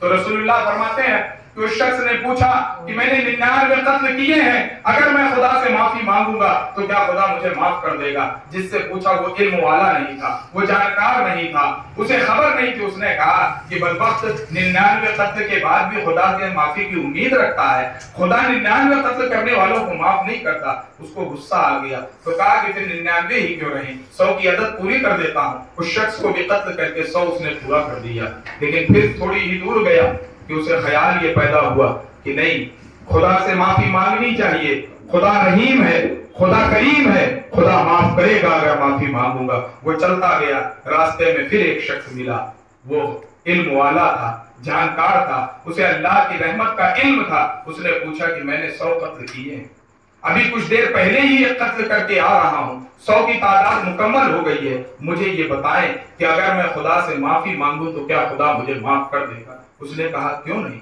خدا تو رحمان ہے، خدا تو رحیم ہے، خدا کی رحمت جوش میں آ جائے تیرے 100 قتل کو نہیں دیکھے گی، تیرے اس توبہ کرنے کو دیکھے گی، تیری خطاؤں کو معاف کر دے گی۔ ہاں شرط اتنی ہے، کسی نیک صالح بندے کو تلاش کر لے، کسی اللہ والے کو تلاش کر لے، اس کے ہاتھ پہ جا کے توبہ کر لے، اللہ تیری خطاؤں کو معاف کر دے۔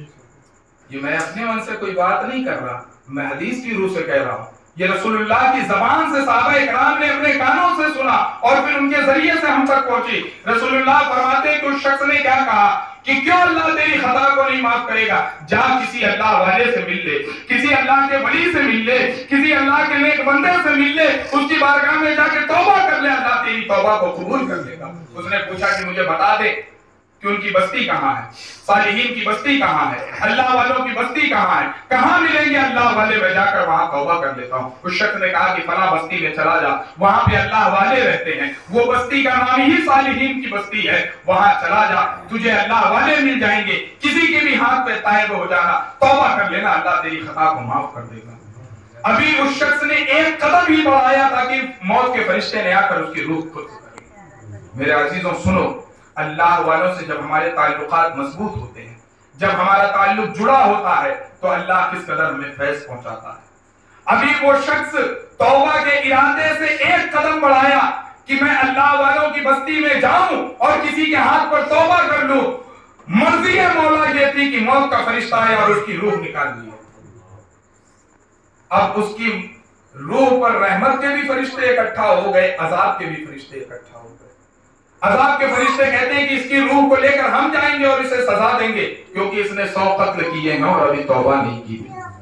رحمت کے فرشتے کہتے ہیں کہ نہیں، اس کی روح کو ہم لے کر جائیں گے کیونکہ یہ توبہ کے ارادے سے نکل چکا تھا، صالحین کی بستی کی طرف اس نے قدم بڑھا دیے تھے، وہ تو اللہ کی مرضی تھی کہ اس کی زندگی ہی اتنی تھی، اسے موت آ گئی اس لیے ہم لے کر جائیں گے۔ اب دونوں فرشتے لڑ رہے ہیں، رحمت کے فرشتے کہہ رہے ہیں میں لے کر جاؤں گا، عذاب کے فرشتے کہہ رہے ہیں میں لے کر جاؤں گا۔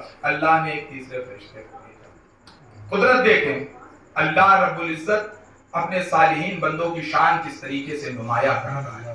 میرے عزیزوں آج بھی قائل ہو جاؤ ان کے، یہ اولیاء کرام کے، ان سے کوئی نظر و نیاز نہ مانگو، میں نہیں کہتا وہ بات کی باتیں ہیں، لیکن اپنے تعلقات کو ان سے مضبوط کرو، اپنے رشتے کو جوڑو، روحانی طور پر ان سے جڑو۔ جب تم روحانی طور پر ان سے جڑو گے تو اللہ تمہارے تاریک دل کو منور کر دے گا، روشن کر دے گا، نور نالا نور کر دے گا۔ دونوں فرشتے لڑائی کر رہے ہیں کہ ہم لے کر جائیں گے، یہ کہہ رہا ہم لے کر جائیں گے، عذاب کے فرشتے کہہ رہے ہیں ہم لے کر جائیں گے کیونکہ اس نے توبہ نہیں کی، رحمت کے فرشتے کہہ رہے ہیں ہم لے کر جائیں گے کیونکہ یہ توبہ کے ارادے سے نکل چکا۔ اللہ نے ایک تیسرے فرشتے کو بھیجا اور کیا حکم دیا؟ اس نے کہا کہ جا کر دونوں فرشتے سے کہہ دو کہ دونوں طرف کی بستی کی دوری ناپی جائے۔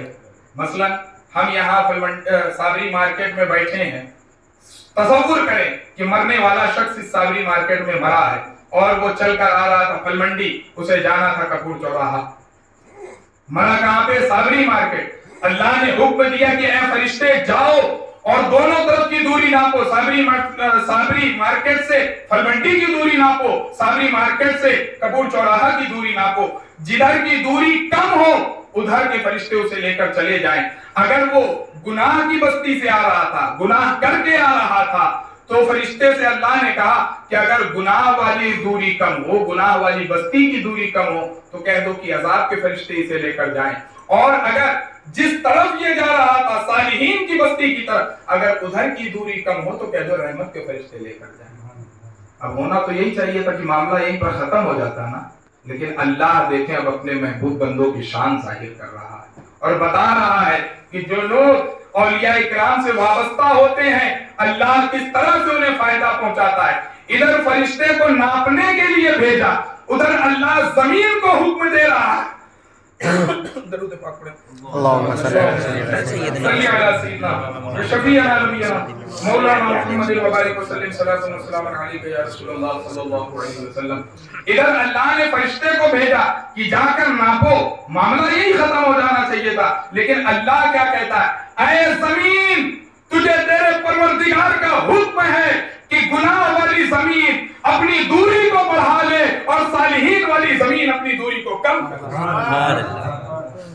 سمجھو میرے عزیزو اولیاء کرام کی شان کو کہ جب ناپنے کے لیے فرشتہ بھیجا تو حکم دینے کی کیا ضرورت ہے؟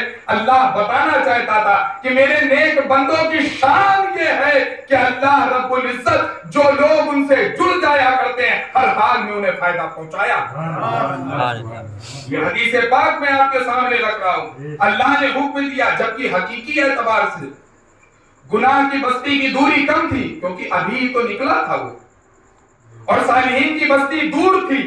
اگر حقیقی اعتبار سے ناپا جاتا تو یقیناً وہ عذاب کے فرشتوں کے حوالے ہوتا، تو لوگ تانا دیتے کہ مولا یہ تو صالحین کی بستی کی طرف بھی جا رہا تھا، ان کی نسبت بھی اسے کام نہ آئی، تو کیا مطلب ہے اولیاء کرام کو ماننے کا؟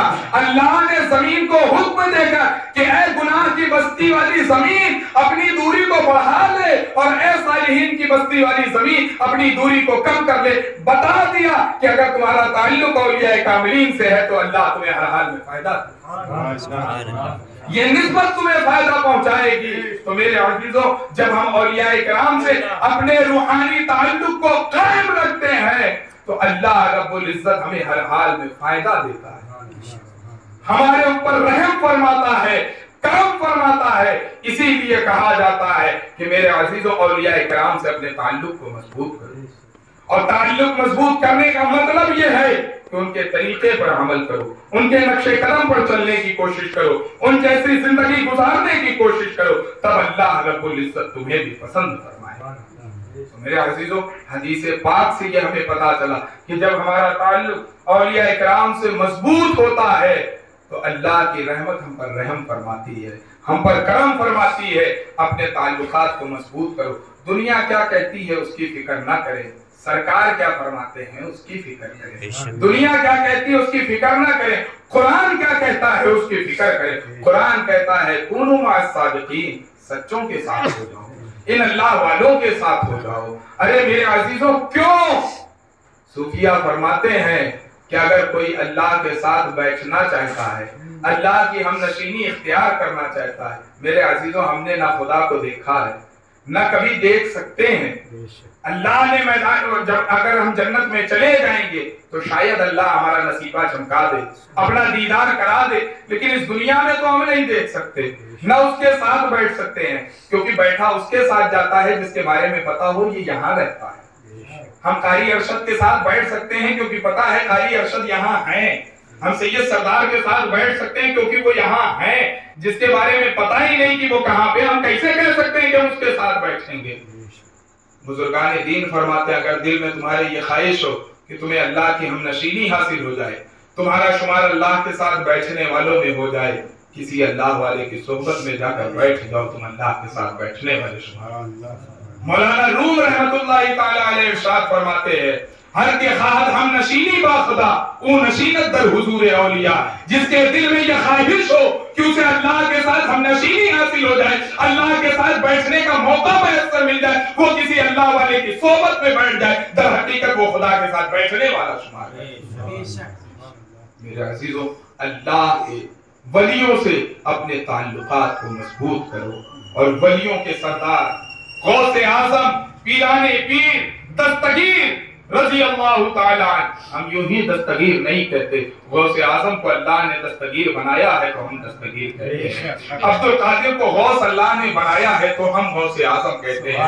انہیں پریشانی دور کرنے کی طاقت اللہ نے عطا کی ہے، اس لیے ہم یہ بات کہتے ہیں. اور اس بات پر بھی میں قرآن سے ایک آخری دلیل رکھ کر اپنی ایک بات ختم کر دے رہا ہوں، کیونکہ میں نہیں چاہتا کہ ہمارا کوئی بھی سامعین تشنا رہے، پیاسا رہے. ہماری کوشش یہ ہوتی ہے کہ سامعین کو اتنا جام پلایا جائے کہ اس کی پیاس ختم ہو جائے. سوال یہ قائم کیا جاتا ہے، یہ کہا جاتا ہے، میرے عزیزوں میں سوال کرنے والوں پر کبھی سوال قائم نہیں کرتا، انہیں معذور رکھتا ہوں، لیکن چونکہ ہم غوث کے ماننے والے ہیں، ہم اولیاء کے ماننے والے ہیں، اور ہم اس بات کے بھی قائل ہیں کہ اولیاء مخلوق کو فائدہ پہنچاتے ہیں، تو اس کی ذمہ داری بھی ہماری بنتی ہے کہ قرآن اور حدیث کی روشنی میں اس مسئلے کو واضح کیا جائے تاکہ سوال نہ قائم ہو سکے۔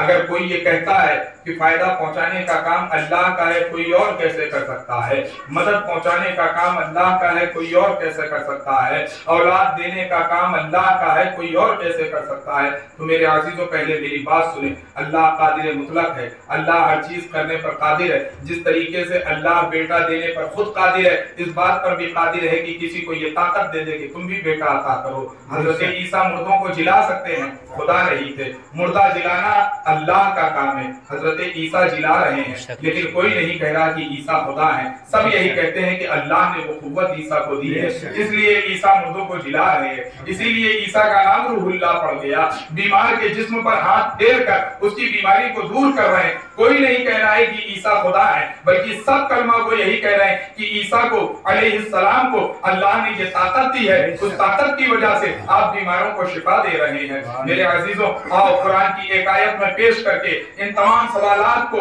ختم کر دینا چاہتا ہوں تاکہ آپ میرے بیان کو جب سن کر اٹھے تو آپ کے ذہن میں کوئی سوال نہیں ہونا چاہیے۔ رب کریم سے یہ دعا رہتی ہے۔ میرے عزیزوں، یہی حضرت عیسیٰ ہیں، آپ کی ماں حضرت مریم ہے، ابھی کنواری ہے، پوری زندگی کنواری نہیں ہے، لیکن یہاں کہنے کا مطلب یہ ہے کہ ابھی حضرت عیسیٰ بھی پیدا نہیں ہوئے۔ حضرت مریم وہ تنہا تنہا ایسی عورت ہیں جن کا کوئی شوہر نہیں ہے، پھر بھی اللہ نے اولاد عطا کی۔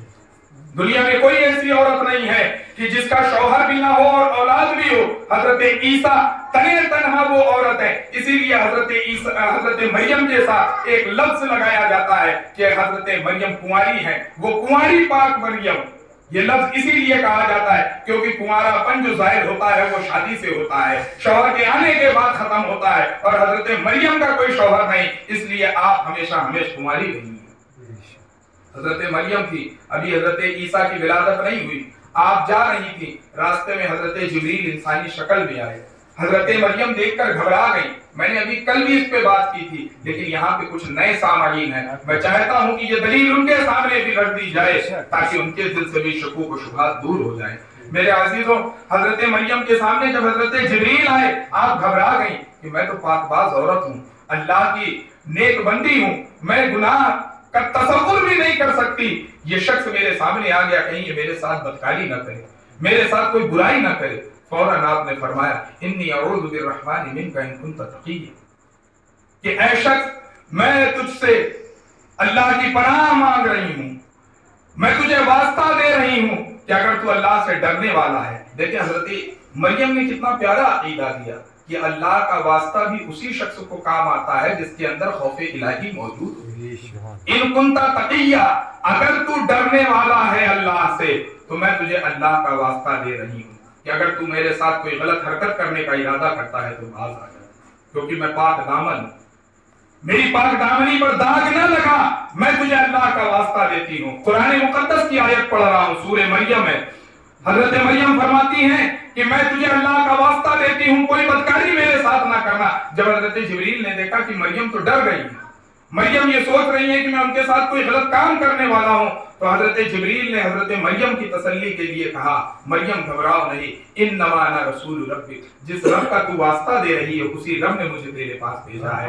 انما انا رسول ربک، میں تیرے رب کا بھیجا ہوا ہوں۔ اب جو اگلی آیت میں پڑھوں گا یہ قابل توجہ ہے، اور میں سمجھتا ہوں کہ جن کے بھی ذہن میں یہ سوال ہو رہا ہے کہ غوث اعظم کیسے کسی کو مدد پہنچا سکتے ہیں، وہ تمام سوال اس آیت کریمہ کو سن کر ختم ہو جائے گا۔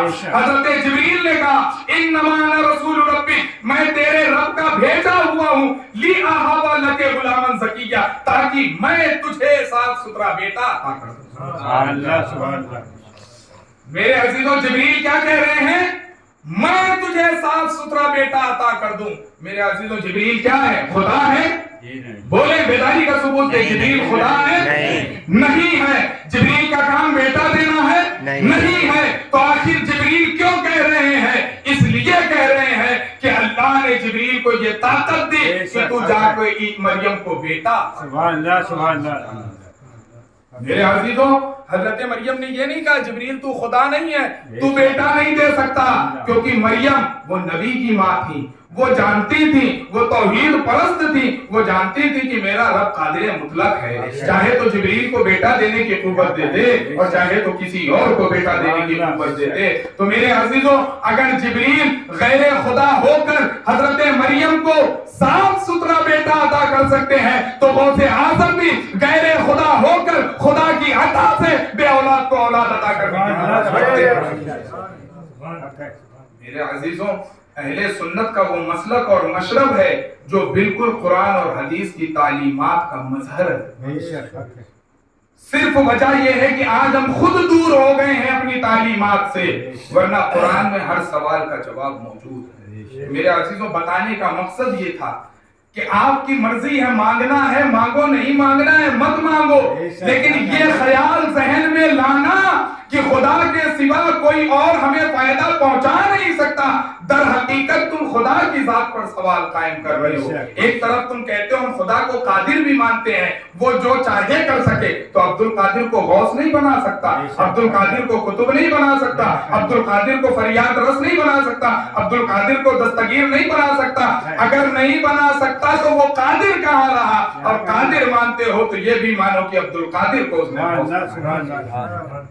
میرے عزیزوں، یہ الگ بات ہے، اپنے اپنے مزاج کی بات ہے، کوئی بزرگوں کے وسیلے سے مانگتا ہے، کوئی ڈائریکٹ مانگتا ہے۔ ہمارا یہ عقیدہ ہے ڈائریکٹ مانگے تب بھی خدا دے گا، لیکن ہم یہ سمجھتے ہیں کہ نہ ہماری زبان اس لائق ہے نہ ہمارا عمل اس لائق ہے، اس لیے ہم کسی محبوب بندوں کا واسطہ دے دیتے ہیں، کیونکہ خدا جب اپنے محبوب بندوں کو دیکھے گا تو پھر ہم گنہگار کو نہیں دیکھیں گے، دیکھے گا کہ سفارش کس کی پیش کی گئی ہے۔ ارے عبد القادر کی، یہ تو میرا محبوب ہے، چلو عبد القادر کے ہی صدقے اس کی تمام دعاؤں کو، اس کی تمام التجاؤں کو مان لیتے ہیں، اس کی تمام حاجتوں کو پوری کر دیتے ہیں۔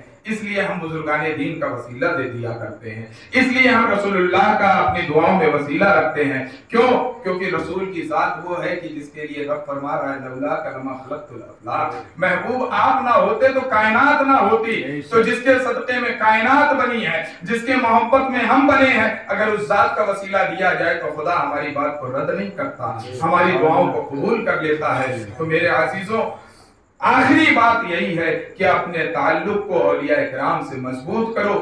یہ وہ ہستیاں ہیں کہ جس طریقے سے رسول اللہ صلی اللہ علیہ وسلم نے اپنی زندگی میں مخلوق کو فیض پہنچایا ہے، یہ اس ذات کے مظہر ہیں، اور بالکل رسول اللہ سے فیض حاصل کر کے اس فیض کو خلق تک پہنچایا کرتے ہیں۔ رب کریم سے دعا ہے کہ مولا تعالی ہم سبوں کو بزرگان دین سے اپنے اپنے تعلقات کو مضبوط کرنے کی توفیق عطا فرمائے، اور ہمیں بزرگان دین کے نقش قدم پر صحیح طور پر چلنے کی توفیق عطا فرمائے۔ کہنے سننے میں کچھ خطا ہوئی ہو مولا اسے معاف فرمائے۔ استغفر اللہ ربی من کل ذنب واتوب الیہ، واخر دعوانا الحمد للہ رب العالمین۔